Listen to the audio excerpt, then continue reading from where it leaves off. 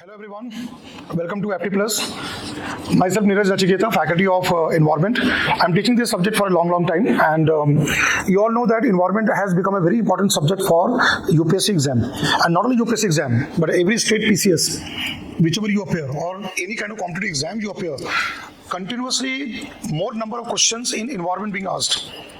What is the challenge with this subject? The challenge is that not only you have to command basic concepts as part of the syllabus, like biodiversity, climate change, pollution, ecological concepts, all those areas, EIA, but you have to also be updated with current affairs. Current affairs topics which come from the Hindu paper, Indian Express, PIB, Down to Earth magazine, Yojana, Kurukshetra, or websites, you have to be very much be aware of it. And that's what UPSC can ask anything under the sun. So that becomes one of the challenging things. But we are trying to provide you best curated current affair materials on environment. Apti Plus continuously in IS Gyan. If you visit our website, in the IS Gyan, you will see daily current affairs. And we are covering in a very comprehensive manner environment topics. Not only that, even IS Gadget of Apti Plus cover all such topics in the form of magazine. What is very important that as a student, as an aspirant, for preparing for UPSC exam and other state level exam, you need to understand the basic concept and then connect with the dimensions from current affairs, government programs, policies, any kind of report, any kind of UN initiatives, which you have to be aware from every dimensions.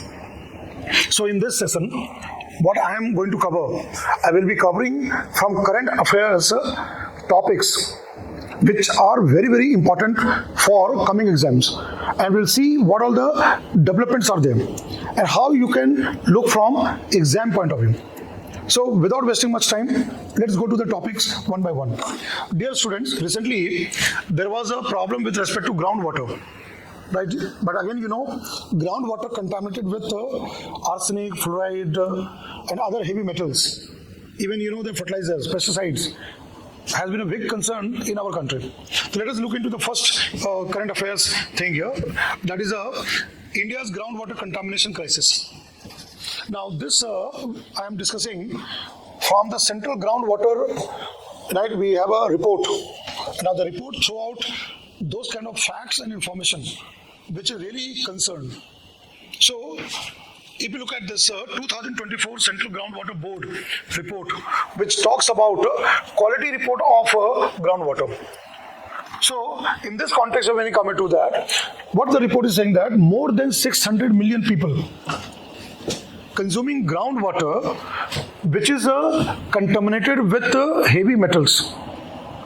And these heavy metals, they are coming from industrial effluent, they are also coming from sewage discharge, and not only that, even groundwater is contaminated with agricultural based chemicals, synthetic chemical pesticides, fertilizers.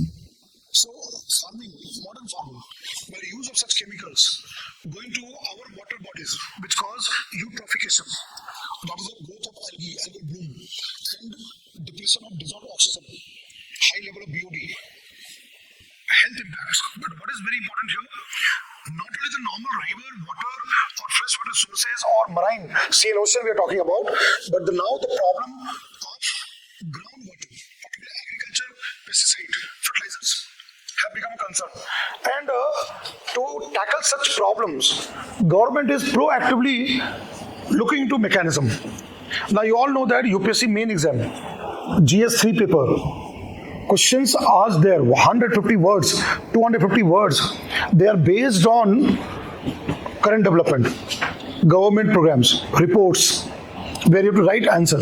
And when you know about such kind of report, Central Groundwater Board report, findings of the report, and how the government is going to tackle the problem, and the question on central groundwater pollution, if you're writing there in the main exam, you will fetch more marks. So this is where this report talks about first causes. As I've already outlined, the first major cause is industrialization. Right? The way the effluent is being discharged to the water bodies. Right? that need to be tackled. So here, what comes are chemicals, fertilizers, right? And the report talks that many of the places in the groundwater, nitrate has been found in higher concentration. And you all know that today, chemical fertilizer, nitrogenous fertilizer, what we use, that what we come across. Not only that, very surprising, the Central Groundwater Report talks about uranium. And you all know that uranium radioactive, hazardous, not only to humans, but also to other living organisms. That's what is coming here. So what is saying here, this pollution is because of leakage from septic tanks, faulty sewage treatment plant. The question comes, how come so even after rules, guidelines of Central Pollution Control Board, CPCB, and also monitoring by State Pollution Control Board, such kind of pollutants coming from factories and industries getting to the water bodies. Similarly, agriculture runoff going to the water bodies and soil, land, and the pollution. So it is saying that faulty. The what is here faulty? Sewage treatment plant. And you all know that the growing urbanization problem, increase in human population. Now what is happening there? Slowly the small town is becoming bigger. Cities are becoming metro cities. There's a rapid growth of human population. Many houses being constructed. But if you look at the capacity of municipalities or municipal corporation to treat such kind of sewage, municipal waste, before it goes to the water bodies, that is getting diminished. So now it raises a very big question that government need to look at proactively and upgrade the technology for sewage treatment plant. At the same time, monitor those kind of a discharge. Correct? So the report clearly mentioned that these are factors. Even report also talks about natural contamination which happens from natural sources like rocks and minerals found in the land and the soil. Like you know that fluoride, fluorosis, right? Decay of dental, tooth and bones. So certain part of the country like Rajasthan, Odisha, Andhra Pradesh, suffering with fluoride. So how the fluoride comes to groundwater? There's a natural process from weathering of rocks and all. Another thing, what comes here, uranium. That is because of the such area, earth crust, where we have a deposit of uranium. Now what happens when we extract more groundwater? So underlying the rocks, which has a mineral like uranium and other type of minerals, they get exposed. And then there is a chemical leaching. Now, uranium contamination, one of the cause is that excessive extraction of groundwater. Recently, Noida their water sample was found with uranium. Now, certain areas we already have a higher deposit of uranium, like Andhra Pradesh, Eastern Ghats, or Jadugoda in Jharkhand, Singhbhum district. So that we can talk that because the uranium is more in abundance, which can go to the water sources, groundwater. But other places, how can we get the groundwater with uranium? So one of the reasons is that too much extraction of groundwater. Even arsenic, West Bengal, Assam, severely affected with arsenic in groundwater. UP, Bihar. Now this arsenic which is brought by the river siltation and then going to the soil to the groundwater, right? And the people drinking groundwater contaminated with arsenic. They're suffering the problem like black foot disease, the hand and the feet, the lesions and all the problem, cancer, birth defect. But this is coming from natural process. That's what comes here. So here, what is very important that this over extraction of groundwater, which has led to the extrusion of the rock, leaching from the rock and coming to the part of the groundwater requires monitoring, evaluation, coordination, public awareness, and a better policy and programming. So, key aspect of this report, if you can see that, the first thing is that there's agencies which have been brought there. So one is Central Groundwater Board, Central Groundwater Authority is there, Central Water Commission is there, and also Central Pollution Control Board. Now, for this part, you have to be aware from the health impact also. As I already mentioned, fluorosis, black foot disease, cancer, then cadmium, itai, right? Even sometimes lead, mercury. All this can damage body organs, kidney failure, right? Even mental, nervous system can be affected. Then again, when this type of metals, heavy metals, are present in the soil, even the yield of the crop can also decline, right? Even sometimes the high level of salinity can affect the production of the food grains.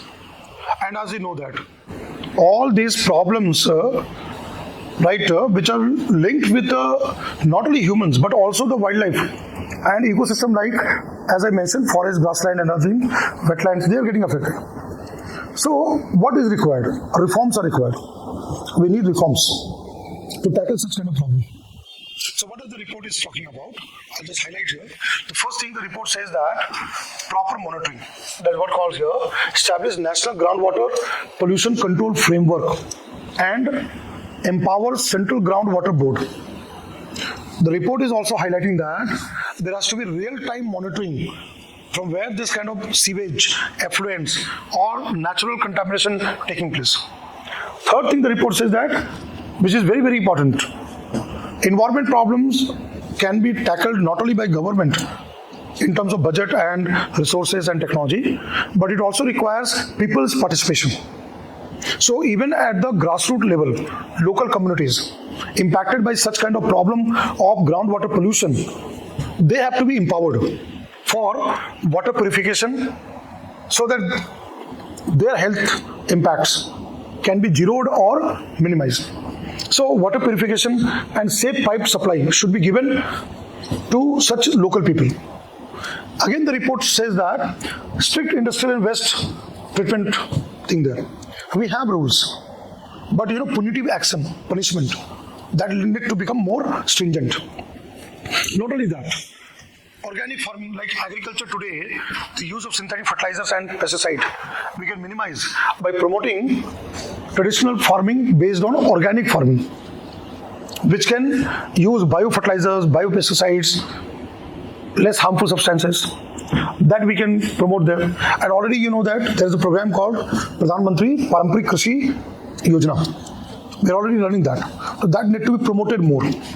Then what comes here? Strengthen the community participation, which I said. And already there is a central government program called Atal Bhujal Yojana for groundwater there. We have to strengthen people's more participation with their awareness and support to handle such kind of problem there. So that's what this thing comes. Now I'm coming to another thing here. Another article from Current Affairs from the global warming climate change perspective. You know that India is vulnerable to climate change impacts. Now what is this article talks about? That India has to become resilient against the impacts of climate change. What we use the word future-proofing of the country against climate change. Now you know that why we need to future-proof our country from global warming and climate change impacts, because we have a large population, our livelihood, and we are impacted from multiple dimensions: flood, drought, sea level rise. Now what is happening? Recently, Uttarakhand, Dharali village, cloudburst and flash flood. And if you go back in timeline, continuous cloudburst and this kind of problem in Sikkim and other kind of Himalayan states, melting of glaciers, glacier lake outburst, all such kind of impacts India is now facing. So it becomes very, very important to become resilient in long term. So that's what I mentioned there. And what is a very important fact which I would add here, which you can use in your mains answer writing, plus sometime objective type question, MCQ, may have fact. And now UPSC in the prelims exam is giving those kind of facts. So what is the fact here? That $79.5 billion US in 20 years have been lost in the disasters caused due to climate change. And if you look at that GDP loss could reach 10% annually by 2100 by the end of the century. Loss of GDP because of climate change impacts. Every year it can be 10%. So you all know that threats because of climate change are multiple threats are there. Like 80% of districts affected by 2030. Near future, 2030. Like heat waves. And India is facing severe heat waves. By coming timeline, 2030, imagine 80% of districts in our country will suffer with heat waves in summer. Another threat, sea level rise.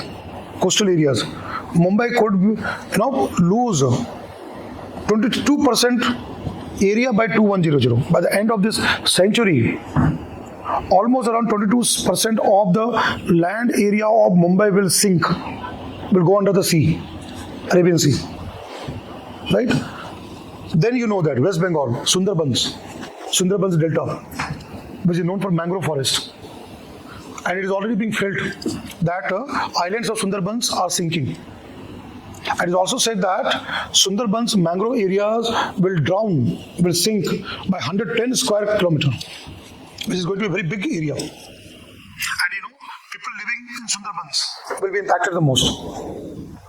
Water scarcity caused because of that erratic monsoon or the impact on the water cycle, that is going to become more and more severe.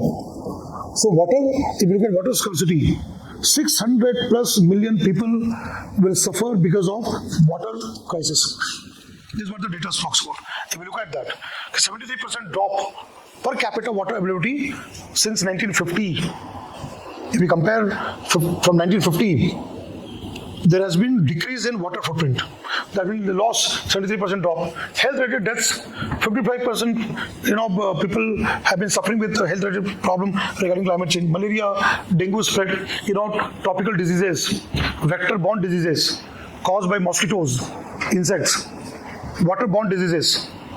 That is going to increase further and further. Not only that, even says energy, cooling demand will surge. Coal consumption supply, 70% supply, that is going to be affected. As there will be more and more warming, people require to keep the building, home, everything cooling, and more AC, refrigerator, which will add to more problem because of, again, hydrofluorocarbon and other kind of gases, greenhouse gases going to the environment. Now, what is another thing? Agriculture, rice yield, paddy cultivation may decline by 20%. Wheat cultivation may decline by 19% by mid of the century, by 2050. So, it is going to be existential threat. All the threats are existential for human beings.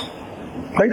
So, in this context, challenges which has to be mitigated, which we have to fight against climate change. So, what are things become very, very important? One is we have to plug in the weak enforcement regime, where the regulatory gaps are there. Then coming to here, economic growth versus environmental safeguard. What does that mean? The question of sustainable development comes. More infrastructure, more agriculture, more mining. So we have to again draw Lakshman Rekha up to what we want to grow. Is it that more and more economic growth, neglecting the environment? That's why the number of natural calamities, they are multiplying, they are increasing year by year. Another thing, challenge is that greenwashing in credit scheme. That whatever the programs, what we do, we bring that for environment, sustainable development. But are they really helping? Are we doing greenwashing there? Only for promotion. Then what comes? Low urban climate resilience, urban areas like heat waves and all, Ahmedabad and many other places. We are not looking into that kind of proofing against heat waves, urban challenges. Then underfunded adaptation measures. Whatever adaptation measures, they are underfunded. So we have to fight climate change from multiple angles. Now I'm coming to the third article, renewable energy. India, to fight climate change, has given a lot of importance in terms of solar power, wind power, right, biomass power. We're expanding our renewable energy. And you all know under Paris Agreement of the UNFCCC, India has kept target of 500 gigawatt renewable power. Right, by 2030. So recently, what came in the news, there is a wind energy expansion and biodiversity conservation. So let me tell you what exactly this article is all about. This article basically deals with the biodiversity loss caused because of wind turbine and the wind farm. You know that bird killing. You have seen this wind turbines, this kind of wind turbines, right? The wind turbines which is very tall. So bird may be hit. And sometimes some areas where we have this kind of wind energy program, maybe critically endangered birds, threatened bird species. I'll give you a very good example, GIB, Great Indian Bustard, a flagship species, critically endangered species found in Rajasthan. Thar. Now there we are expanding wind power. And again it can be because it's a flying bird. But because since they're heavy, they cannot fly very high. But not only by power line. See, one of the threat is the power line. They cannot fly that much. May be possible that turbine may not hit. But the cable which carries the wind power for distribution, if this GIB strike, they will die. And that's happening in Rajasthan. So let's first understand wind power scenario in India. How much we are generating right now. Where we stand right now. So if you look at, according to data, India has an installed capacity of 51.3 gigawatt electricity. And we have a potential to harness wind energy by 302 gigawatt. That potential is there. According to Ministry of New and Renewable Energy data, we can go to that. So we are only, as of now, harnessing 51.3 gigawatt. But we can expand to 302 gigawatt. And if you look at India's ranking in wind power, so we are the 4th highest. And China is rank 1. US. Right? Then European countries, there comes the European Union and all this.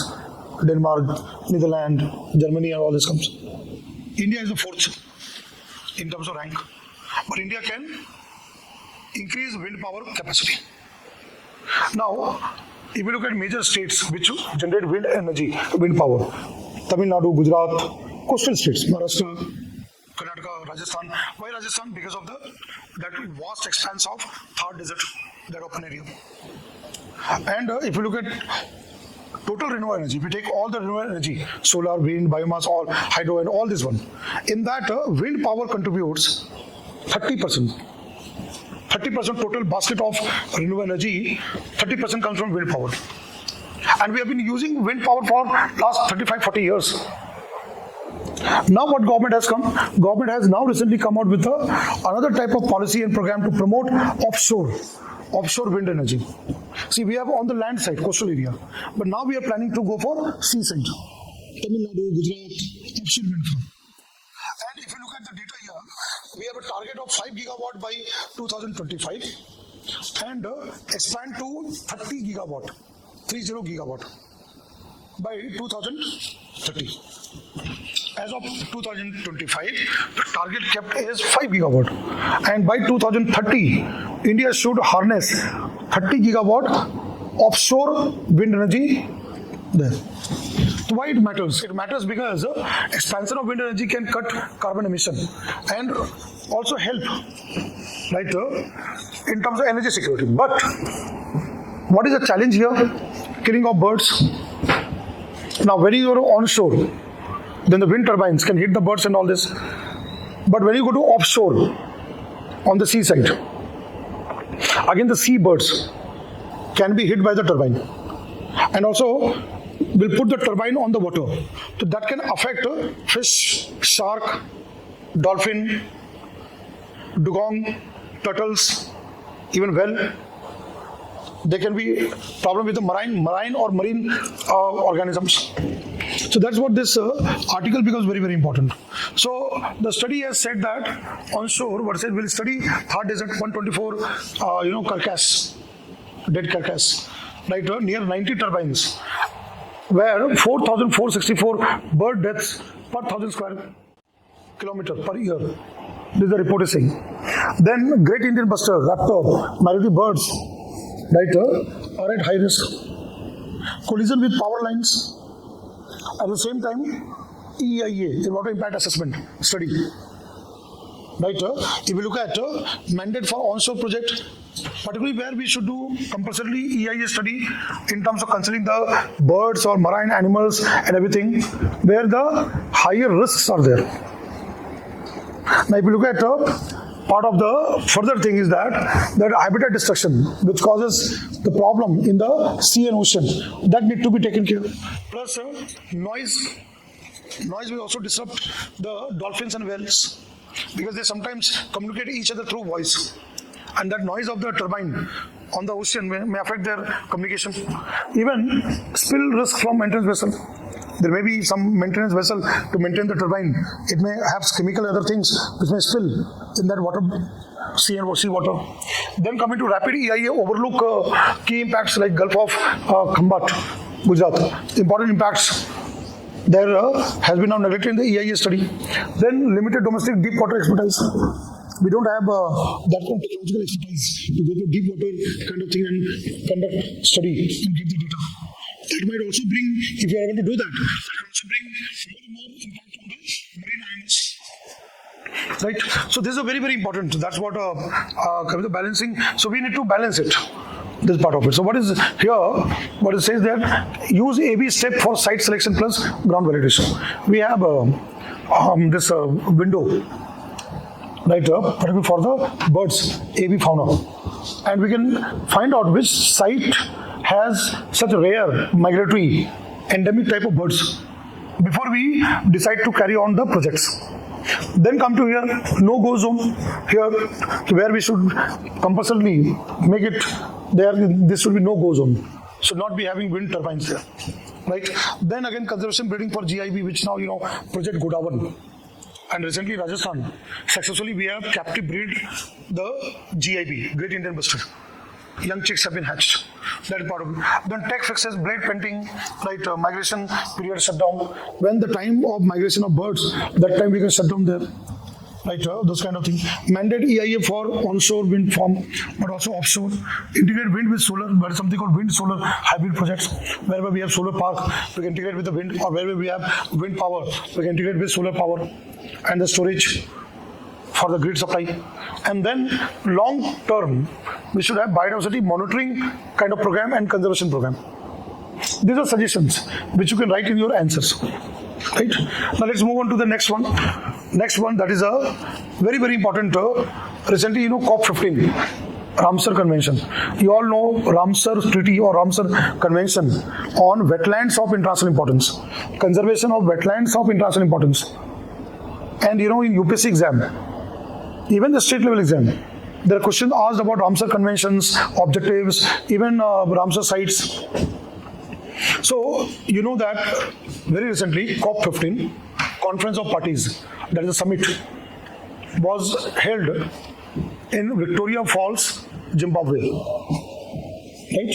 Where the delegates, government delegates and all assembled to discuss about wetlands conservation. So, Ramsar Conventions, COP15. Zimbabwe there, Victoria Falls are there. And you know that whenever the COP meetings are there of any convention, they come out with some kind of resolution, some kind of outcome. And those outcomes can also be asked in the mains exam. And even you can get the question prelims exam.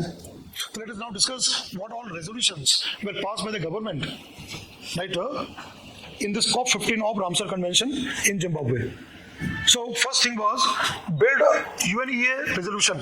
The resolution number is 6/8/2024 and promote whole of the society approach to wetland conservation. It's very, very important. People's participation in the wetland conservation. Such kind of marshy area, swampy area, lakes, water bodies, because it's ultimately the people who are impacted.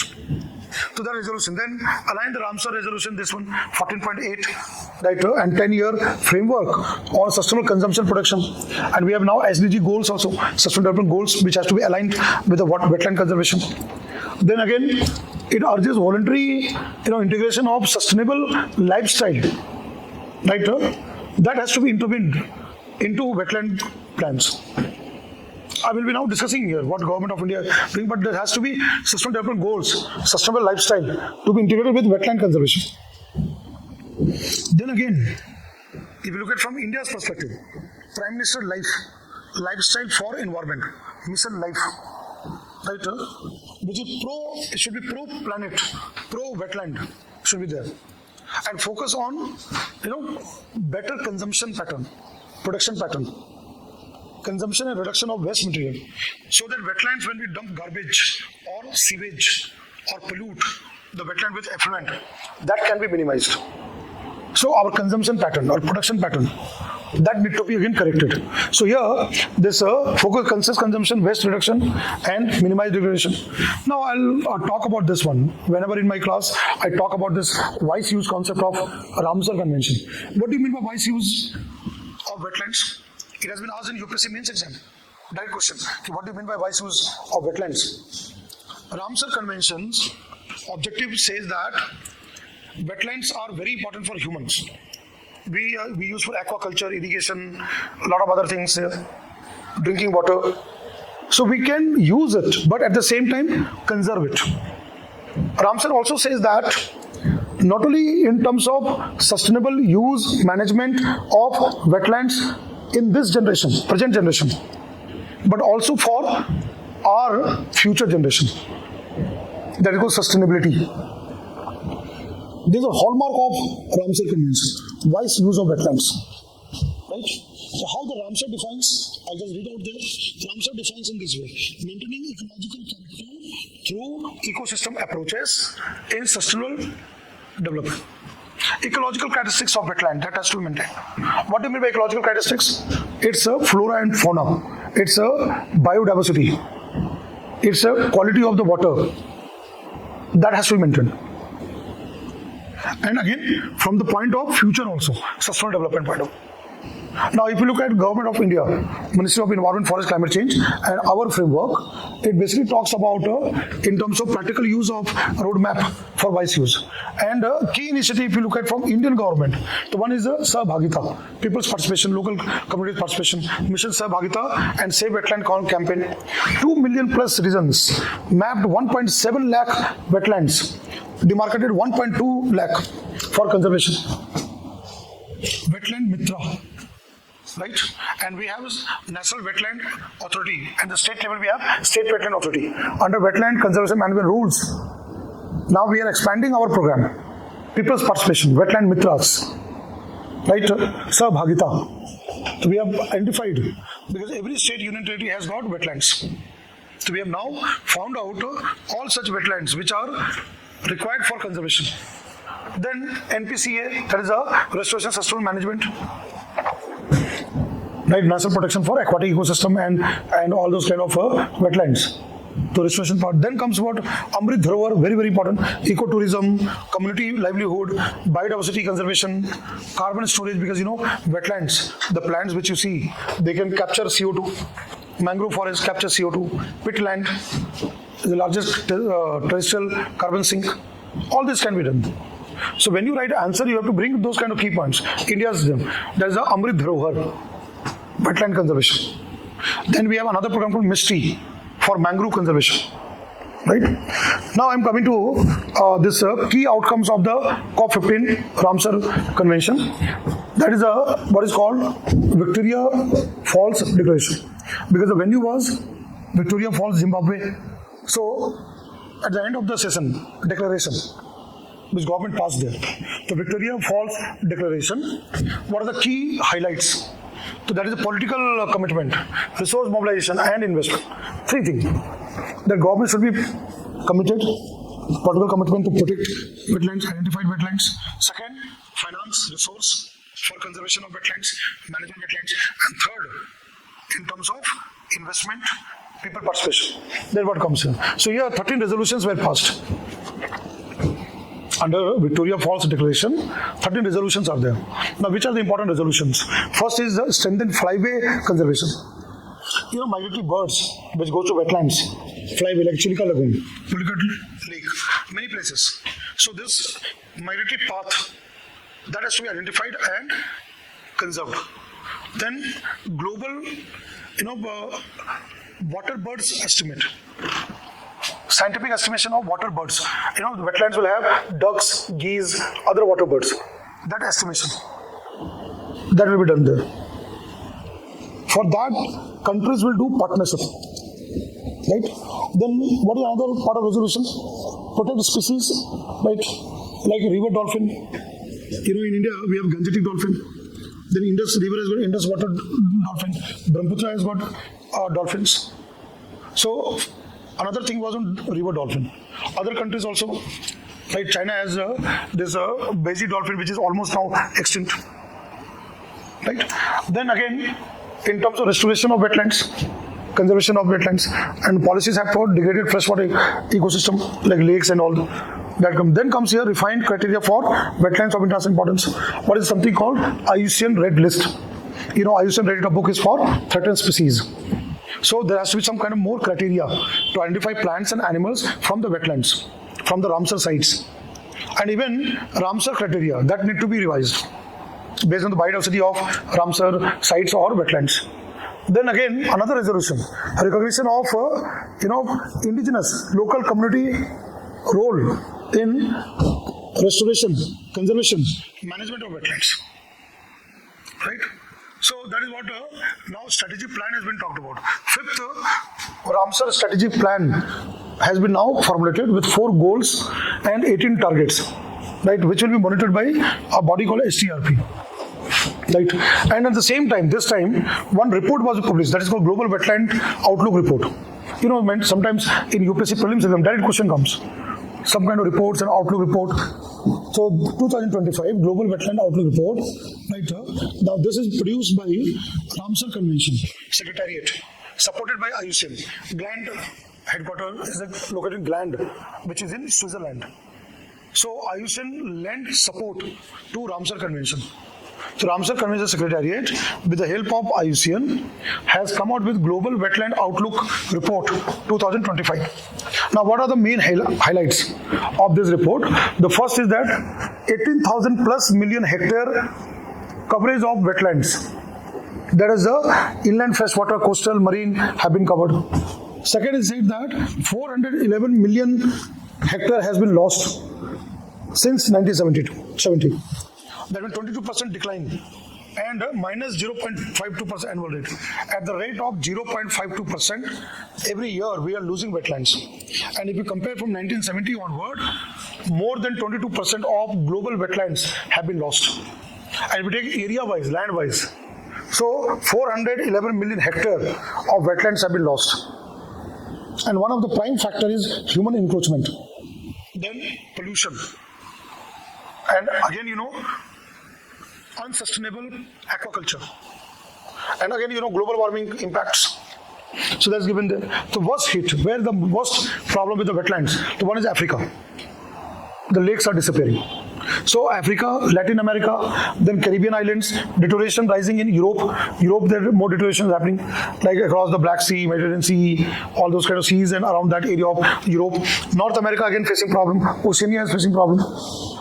If you look at India, is now very proactive and conserving wetland there. Now coming to conditions, poorest in least developed countries, better in upper, middle and developed nations, but poorest in least developed countries, condition there.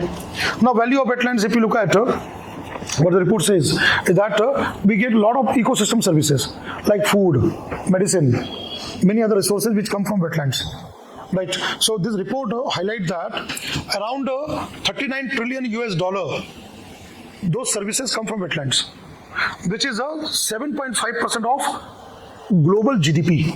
Worldwide GDP is 7.5% come from wetlands, which equals around this one, 39 trillion US dollar. So food, water, cleaning of water, disaster protection, carbon sequestration, cultural importance of wetlands, all these are there. In some African countries, if you look into the report, in some African countries, if you look at 60% plus GDP from nature-based sectors, some of the African countries, there, more than 60% coming from the wetlands and all those natural things there. And again, the report says that loss increases, climate risk reduces. If we are losing wetlands, that is also going to make climate change impact more severe and other type of disasters that can be there. Further, what the report says here, that is there is a funding gap. Biodiversity funding, 0.25% of global GDP is not sufficient by the government. So this time COP15 also asked to increase the finance for wetland conservation. Now recommendations have been there aligned with this Kunming, Montreal, that there's Kunming, Montreal's global biodiversity targets, KMJAB targets, restore more than 30% of degraded ecosystem, 123 to 350 plus million hectare of wetlands should be restored. Then again it says conserve more than 30% land, waters, seas, 428 million hectare wetland under protection. That is what KMGBF targets are there, global biodiversity targets. Kunming in China, there was a summit for CBD, Convention on Biodiversity. There is a target there. Now coming to climate link, United Nations Framework Convention on Climate Change, Paris Agreement. So what is saying? Support UNFCCC goals, Paris targets, and also Sustainable Development Goals. Goal number 14, life below water. Right? That comes here. 6.6 also water ecosystem. There is also another goal. SDG 6.6. Prioritize conservation, cheaper than restoration. Restoration, $1,000 right? And 70,000 hectare annually. If you look at, if you see in terms of global conservation of wetlands, so what it says that conservation cheaper than restoration is the restoration. If you look at 1,000 to 70,000 per US dollar per hectare is required in terms of conserving, restoring wetlands worldwide. And the report is saying that nature-based solution, what is something called NBS, we should restore wetland through natural methods rather than using some artificial way. Nature-based solution, that has to be promoted. In terms of government should give more finance investment. So there it talks about public-private partnership, funding for disaster resilience, climate mitigation, water security. That is what is being talked about, and that has to be given importance, right? So very, very important for both mains exam and the prelims exam. COP15 important takeaways, right? Victoria Falls, Zimbabwe. Now I'll go to another current affairs thing, that India achieves 50% non-fossil fuel power capacity. You know that I have said in the initial part that Paris Agreement, 500 gigawatt target by 2030. It is our achievement that India has achieved half of this non-fossil fuel based power generation.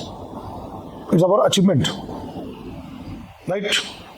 Before 2030 we have achieved it. Now what are the data says? Let me go to the data here.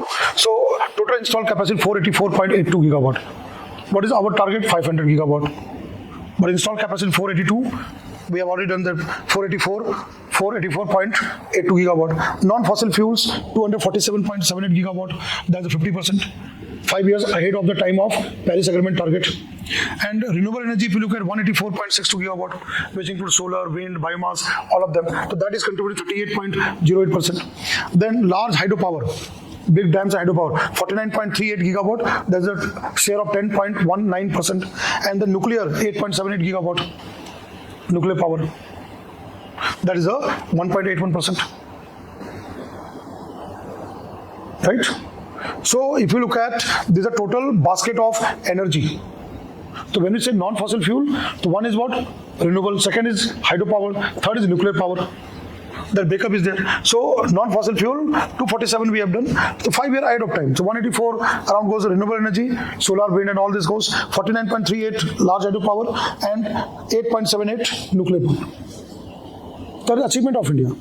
And then non-fossil fuel energy, not from coal. See, fossil fuel means coal, oil, natural gas. So when you say non-fossil fuel, other than coal, natural gas like methane and all, and oil, hydrocarbon, with generating electricity. There's a very big significant part of this, but we have achieved that. And key initiatives, if you look at the government programs, so you should remember some government programs for prelims also, mains exam. Like PM Surya Ghar Yojana, rooftop, solar power in homes. Government is giving subsidy and all this. The National Wind Solar Hybrid Policy, I have just mentioned that offshore wind farm, solar wind hybrid projects, right? That is we are promoting the hybrid thing. PM Kusum, that is a solarized water pump. You know, in agricultural land for water, for pumping water, we use motors. Now that motor will run with solar panel, solarized, solar water pump. PM Kusum Yojana. What is the name of the Yojana? PM Kusum Yojana. Then, you know that there's PLI, that is scheme for solar PV module, photovoltaic modules and all this. Boost domestic manufacturing, where we can manufacture solar panels. PLI based there. Then green energy corridor, that means wherever solar power, wind power we generate, we can take it to the grid and distribute to other areas. Green energy corridor project, the transmission of the renewable power. The National Green Hydrogen Mission. Again, you know that we are promoting hydrogen, National Green Hydrogen Mission, with the hydrogen which will obtain from electrolysis of water. Hydrogen and oxygen. Water is H2O, split with electric current, oxygen and hydrogen. And that hydrogen can be stored and used as a fuel cell, battery, another application of hydrogen. Now what is we are doing, wherever we have solar power, so whatever electricity we are generating through solar power, we can use the same electricity to system where we can electrolyze the water and produce hydrogen. That means National Green Hydrogen Mission integrate with our renewable power program. Then again, National Bioenergy Program, biomass energy, biogasification, other kind of thing there. So there again the biogas, gobar gas, cow dung, biomass, then waste to energy, very important, WT, waste to energy plant. All the garbage and all this waste, kude ka pahad, we can convert those into electricity or energy by using in WTE, waste to energy plant. Again, the government has a program of that. Now coming to the next part which I have been talking about, that in the same program there, that is we can even have, you can add in your answer writing National Solar Mission. Now recently National Wind Energy Mission by the government. Canal Top, solar program is there. We are running so many programs there, right? All these are very, very important for the examination, the government programs, and UPSC is asking the question. And other exam also you can get the question. So I hope this all current affairs thing which I have covered from environment, right? These are the topics, these are relevant topics which you have to follow. And this will really help you, right? Write good answer, at the same time be prepared for prelims next year. So as a faculty, which I teach this subject in the classroom there, I always emphasize current affairs is an integral part of environment subject. And you should know that. And Apti Plus content, which you can find in our website, you can go and visit that. So I thank all of you for attending this session, right? Watching it, listening to me, and framing the things in your mind. For any kind of doubt or inquiry or anything you need, please get back to us. You have the details given there in this sessions video, and you can inquire. I hope you got an approach. So looking forward for more interaction. Thank you all. Thank you from Apti Plus. Thank you.